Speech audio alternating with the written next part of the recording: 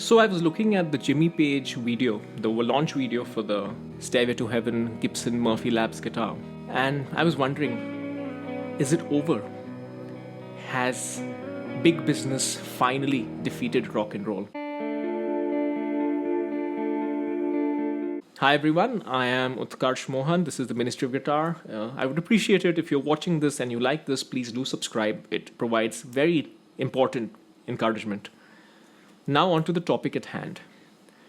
When you think of the word rockstar, when you think of the notion of rockstar, it is literally the equivalent of a person giving the middle finger to the proverbial man, going against establishment, going against profit, going against greed, just expressing. That's what rock stars were about. And sometimes going a little bit extreme.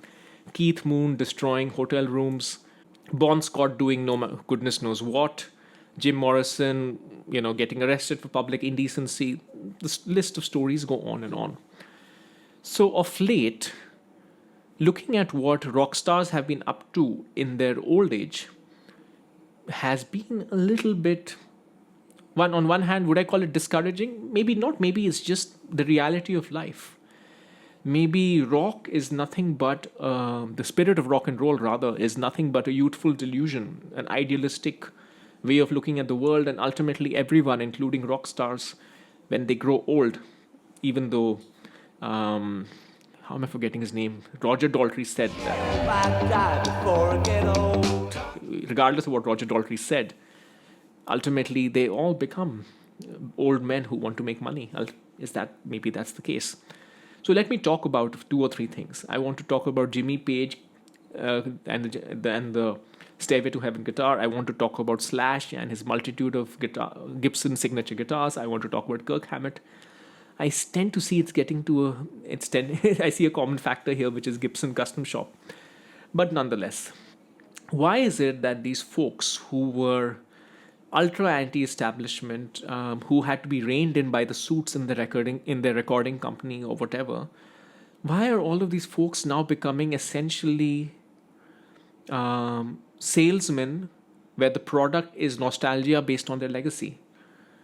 I mean, I was looking at the Jimmy Page video, and by the way, Goosebumps initially, Stairway to Heaven, like for many of us, holds a very dear place in my heart. One of the first few, you have to understand, when I grew up, there was MTV, but I didn't really watch MTV, but there wasn't any. I had no exposure to rock music till I was about 18 years old when I went to Bangalore in India, which is kind of a rock hub in India. And then I saw 3 music videos for the first time. Those were the first 3 music videos I ever saw. The Eagles' Unplugged Hotel California, Scorpions' Wind of Change, and Stairway to Heaven, the live version. And this, along with Pink Floyd's Dark Side of the Moon, which was the first, you won't believe it, the first ever cassette that I bought. Cassette is not the unbelievable part. The first piece of music that I ever bought by myself. And it was an accident because we were looking for the album that contained the brick in the wall sound. My father had a vague memory. He knew it was Pink Floyd, but he didn't know which album. So we picked up Dark Side of the Moon, and I remember, is this music? Is this how all rock music is? Because it was just too good. So anyway, Stairway to Heaven was one of those things I just can't forget. Just those first 4 notes.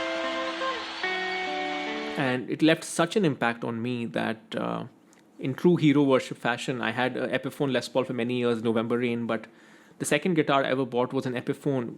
Epiphone used to make a version of Jimmy Page's Stairway to Heaven guitar. Only cost me $1,000, in fact less than that. And that still hangs in my house, and has been hanging there for years and years. So yeah, Stairway to Heaven, if there's a prime market, I'm already a person who's a double neck hanging in my house. Maybe I'm the guy who wants to buy that $50,000 Murphy Lab.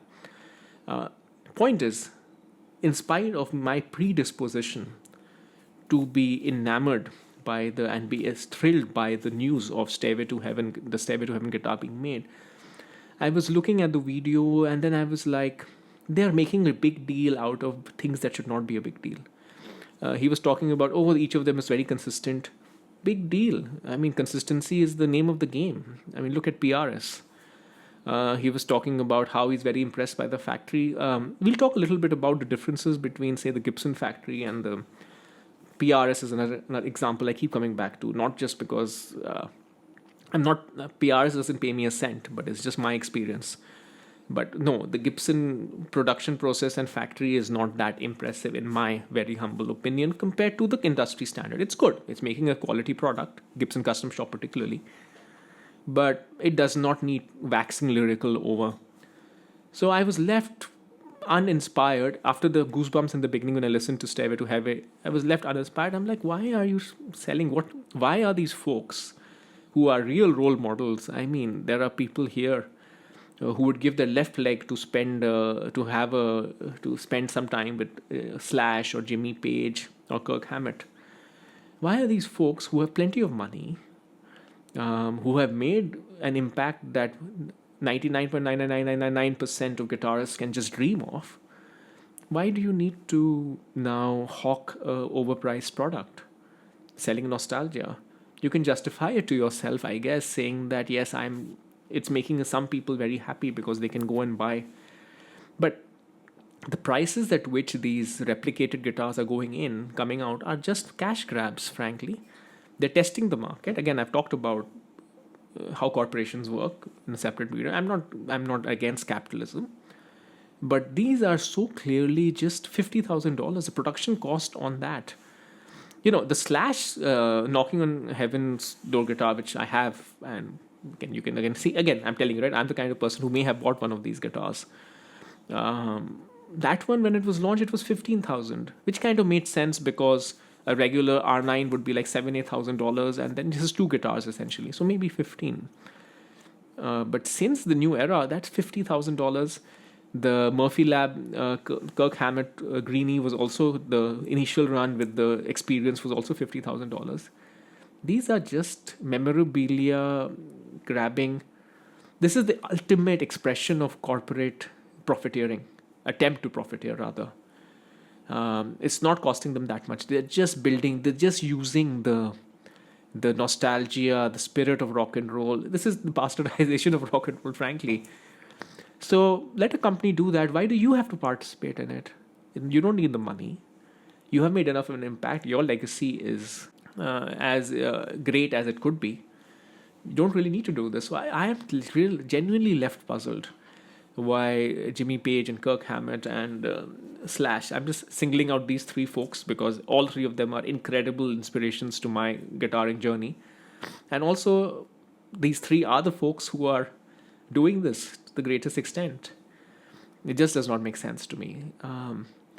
So yeah, I do think that these young men who thought that they would go against all the trappings of, what society expects of you, they have come back full circle and they are now the very thing that they probably despised. I am pretty sure if a 21-year-old Jimmy Page or a 21-year-old Slash looked at the 70 or 65 or whatever the age might be, they would be like, what? Is this what I turn into in my old age? And it makes me think as well. There are certain, of course, I'm now not that young, so I'm not as idealistic as a 21-year-old. At the same time, in my 30s, I'm not maybe as jaded as somebody in their 50s or 60s, or maybe not as wise. So I also don't know, am I also going to make such a big transition? Will I become the thing I detest in my old age? I don't know. Something to think about.